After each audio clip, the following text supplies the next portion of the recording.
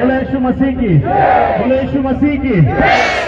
खरोखरच देवाच्या नावाला धन्यवाद देतो आणि संयोजकांचे विशेष आभार मानतो की अतिशय शॉर्ट पिरियड मध्ये अतिशय सुंदर असं आंदोलन आणि तुमच्या आमच्या मनामध्ये असणारा जो काही विद्वेष आहे तो बाहेर काढण्यासाठी आपण सगळेजण एकत्र झालात याबद्दल प्रथमतः मी प्रभू येशू ख्रिस्ताच्या नावामध्ये आपल्या सगळ्यांचं या ठिकाणी मनपूर्वक आभार मानतो। जोरदार टाळ्या आपण वाजवणार आहोत कारण आपण न्यायासाठी बाहेर पडलेलो आहोत, आपण देवाच्या स्तुतीसाठी बाहेर पडलेलो आहोत, आपण स्वातंत्र्यासाठी बाहेर पडलेलो आहोत, आपण सुवार्ता प्रसारासाठी बाहेर पडलेलो आहोत। त्याबद्दल जोरदार टाळ्या वाजवा आणि परमेश्वराला बोला की परमेश्वरा माझी आरोळी तो आहे, मी जे सांगतो तो तू आहे आणि जो गोपीचंद पडळकर नावाचा जो माणूस आहे जो देवाची सेवा बंद करायला निघालेला आहे त्याचा धिक्कार करण्यासाठी आम्ही या ठिकाणी उपस्थित आहोत।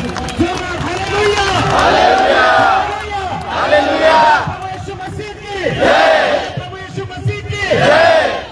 खरोखरच आजचा दिवस आपल्यासाठी पुणे शहरासाठी ऐतिहासिक आहे। जसा पंडित रावबाईंचा हा पुणे जिल्हा, तसा महात्मा फुलेंचा हा पुणे जिल्हा, जसा सावित्रीबाई फुलेंचा हा पुणे जिल्हा आणि सर्वांचा आदराचं स्थान असणारे छत्रपती शिवाजी महाराजांचा हा पुणे जिल्हा आणि ख्रिस्ती समाजाचा हा पुणे जिल्हा, ज्या ख्रिस्ती समाजाने संपूर्ण महाराष्ट्राला दिशा दिली त्याच या पुणे जिल्ह्यातून आम्ही गोपीचंद पडळकरला सांगू इच्छितो की बाबाले आमच्यामध्ये गर्भसंस्कार नसतात, तू गर्भसंस्कार केले असे म्हणतो, आमच्यामध्ये गर्भसंस्कार हा विधीच नाहीये ख्रिश्चन लोकांमध्ये, आमच्यामध्ये 5च विधी आहेत, बाप्तिस्मा, त्यानंतर दृढीकरण, त्यानंतर विवाह, मृत्यू आणि असे 5 विधी, प्रबोधन, असे 5च विधी आमच्यामध्ये आहेत। त्यामुळे कोणीही त्या विधीला नावं ठेवू नये। माझी एवढीच इच्छा आहे प्रियांनो की जे काही त्यांनी आरोप आपल्यावर लावलेले आहेत त्या आरोपाची शहानिशा त्यांनी मनापासून करावी। सरकार त्यांचं, मुख्यमंत्री साहेब त्यांचे, आमदार ते भाजपचे, मग त्यांना इन्क्वायरी का करायची नाही हा मोठा प्रश्न आहे। मी गेल्या महिन्यापासून आपण सगळेजण ओरडतोय की सीबीआय चौकशी करा साहेब, एसआयटी चौकशी करा, तुम्हाला पाहिजे ती चौकशी करा। तर आमचा त्या ठिकाणचा सेवक जो आहे तो दोषी नाही, कारण तो जो दोषी असता तर त्याला अटकपूर्व जामीन मिळाली नसती। 2 दिवसामध्ये त्याला अटकपूर्व जामीन आपण घेतली, पोलिसांमध्ये त्यांना दाखल केलं आणि आज ते सही सलामत त्या ठिकाणी आहे। अतिशय चुकीचे असे आरोप आपल्यावर केले चाललेत आणि आम्ही पूर्ण ताकदीने याचा निषेध करतोय। कारण जे काही गोपीचंद पडळकरांचं तोंड एवढं सुटलेलं आहे की त्यांना माननीय बाळासाहेब ठाकरे दिसणार, माननीय शरद पवार साहेब दिसणार, माननीय अजितदादा दिसणार, कोणी दिसणार, सगळं काही जसं काही गोपीचंद पडळकरांनीच हा महाराष्ट्र निर्माण केलाय आणि ह्या महाराष्ट्रामध्ये जे काही चाललंय ते गोपीचंद पडळकरांच्या इशाऱ्यावर चाललंय। आम्ही मात्र ख्रिश्चन लोक आहोत, आम्ही प्रार्थना करणारी लोक आहोत, आम्ही कधीही कोणाला छेडलं नाही, कधी आमचं विघातक कृत्य नाही, कधी आतापर्यंत कोणती वाईट गोष्टीच्या बाबतीत आमच्यावर केस नाही। एवढं सगळं असताना त्या बिचाऱ्या ऋतुजाबाईंचं आत्महत्येचं राजकारण करून ख्रिश्चन धर्मियांना वेठीस धरण्याचं काम या ठिकाणी गोपीचंद पडळकर करतायत। त्याचा तीव्र शब्दामध्ये आम्ही या ख्रिश्चन समाज म्हणून या ठिकाणी निषेध व्यक्त करतोय।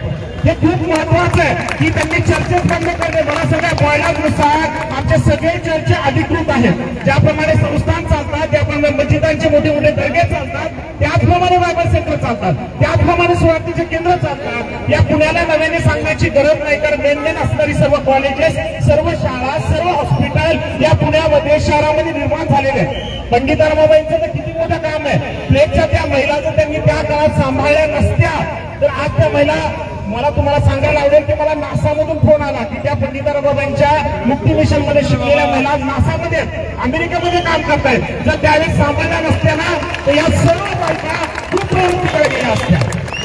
पंडित रावबाई एक ब्राह्मण परिवारातल्या, तरी पण त्यांनी ख्रिस्ताला स्वीकारलं, ख्रिस्ताला जाणलं आणि स्वतः त्यांनी बायबल लिहिलं, बायबलचा अर्थ लिहिला आणि या महाराष्ट्राला एक नवीन दिशा देण्याचं काम केलं। स्वातंत्र्यामध्ये अतिशय मोठं योगदान असणाऱ्या पंडित रावबाई होत्या।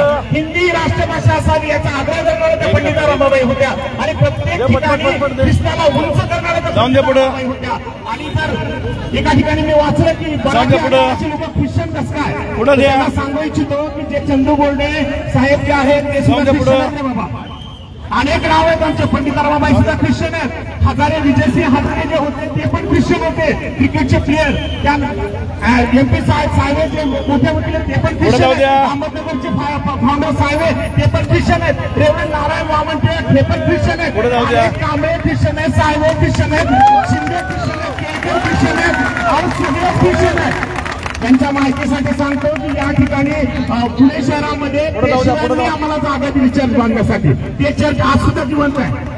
सिटी चर्च ज्याला म्हटलं जातं ते आज सुद्धा जिवंत आहे. मग तू काल आलेला बाबा, तू आम्हाला सांगतो ख्रिश्चनिटी काय आहे, कशा प्रकारे आम्ही सेवा केली पाहिजे, कशा प्रकारे आम्ही सुवार्ता केली पाहिजे, स्पष्ट शब्दामध्ये निषेध करतोय. यानं मी एवढंच तुम्हाला सांगेन, आपण देवाचे पाईक आहोत. आपण आपली सुवार्ता करतोय, चांगल्या गोष्टी करतोय. इथं लोक मर्डर करतायत, वाईट गोष्टी करतायत, त्यांना पकडलं जात नाही. पण जो सेवक व्यसनाधीन माणसाला माणूस बनवतोय, जो सेवक एक व्याधिचारी स्त्रीला एका चांगल्या परिस्थितीमध्ये आणण्याचा प्रयत्न करतो. रेड लाईट एरियामध्ये ख्रिश्चन लोक काम करतायत. रेड लाईट एरियामध्ये जाऊन आमच्या महिला भगिनी काम करतात. त्याला मला रेड लाईट एरियामध्ये जाऊन काम कर आणि त्यांचं परिवर्तन करून दाखव, मग आम्ही तुम्हाला मानतो. आम्ही कोणाचं परिवर्तन करतोय? चांगल्या लोकांचं नाही, विचारांचं परिवर्तन करतोय. आणि त्यामुळे माझी एवढीच फक्त विनंती आहे सरकारला, विशेष करून माननीय मुख्यमंत्री साहेबांना, की जे खोटे आरोप केले चालतात, जातीवर बोललं जाते, आमचे कास्ट सर्टिफिकेट कोणते ते सांगितले जाते. संविधानापेक्षाही मोठा झालेला व्यक्ती म्हणजे गोपीचंद पडळकर. भारतापेक्षाही मोठा झालेला व्यक्ती म्हणजे गोपीचंद पडळकर. माननीय मुख्यमंत्र्यापेक्षाही मोठा झालेला व्यक्ती म्हणजे गोपीचंद पडळकर. माननीय शरद पवार साहेबांपेक्षाही मोठा झालेला व्यक्ती म्हणजे गोपीचंद पडळकर. माननीय अजितदादांपेक्षाही मोठा झालेला व्यक्ती म्हणजे गोपीचंद पडळकर. माननीय बाळासाहेब ठाकरेंचे पुत्र उद्धव साहेबांपेक्षाही मोठा झालेला व्यक्ती म्हणजे गोपीचंद पडळकर. आणि माननीय राज ठाकरेंपेक्षाही मोठा झालेला व्यक्ती म्हणजे गोपीचंद पडळकर. बियाणं मी तुम्हाला एवढंच सांगेन, आम्ही तीव्र शब्दामध्ये याचा निषेध करतोय.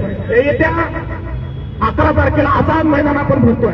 अख्खं आझाद मैदान भरलं जाईल एवढी व्यवस्था आपण सगळ्यांनी मिळून केली. कुणी एक आयोजक नाही, सर्व सकल ख्रिस्ती समाजाचा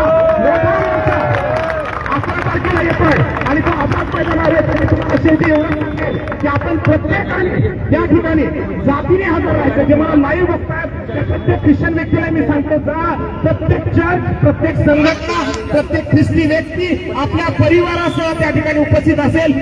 सर्व व्यवस्था संयोजकांनी केलेली आहे. त्यामुळे कोणती काळजी करू नका. कोणती अडचण असेल आमच्याशी संपर्क साधा. आणि मी तुम्हाला एवढीच खात्री देऊन सांगतो की लवकरच जे धर्मांतर विरोधी कायदा येतोय असं मला सांगितलं की 11 तारखेला ते विधेयक ठेवलं चाललंय, तर त्याचाही मी माननीय प्रशांतजी जगताप साहेब या ठिकाणी आहेत, मी विनंती करतो सर माननीय साहेबांना सांगा. आणि ते जे काही विधेयक येतंय त्या विधेयकामध्ये मी पाठीमागच मागणी केली होती की आमचा माणूस त्या कमिटीवर द्या की नेमकं विधेयक कसं असावं, कशा प्रकारे असावं, आमचे ख्रिश्चन विधी काय आहेत, कशा प्रकारे ते विधी घेतले पाहिजे. जनसुरक्षा कायदा येतोय, त्या जनसुरक्षा कायद्यामध्ये मी वाचलं की इथून पुढे तुम्हाला संघटन करण्याचा अधिकार नाही, इथून पुढे आंदोलन करण्याचा अधिकार नाही, इथून पुढे सरकारच्या विरुद्ध बोलण्याचा अधिकार नाही. ते पण बिल येतंय सर. आपण जर त्याच्यामध्ये लक्ष घातलं ताईंनी आणि दादांनी आणि तुम्ही, तर मला वाटतं एक उत्तम असं काहीतरी या महाराष्ट्रामध्ये घडेल. कारण आम्ही सगळेजण आपले पाईक आहोत आणि मी खूप दिवसापासून प्रशांतजी जगताप यांना बघतोय. गेली 15 ते 20 वर्षापासून अतिशय सक्षमपणे ख्रिश्चन समाजाच्या पाठीमागे उभारलेले आणि त्याबद्दल मी त्यांचे आभार मानतो. आणि पुन्हा एकदा सर्व संयोजकाचे आपल्या सगळ्यांचे या ठिकाणी आभार मानून मी आपली रजा घेतो. Thank you very much.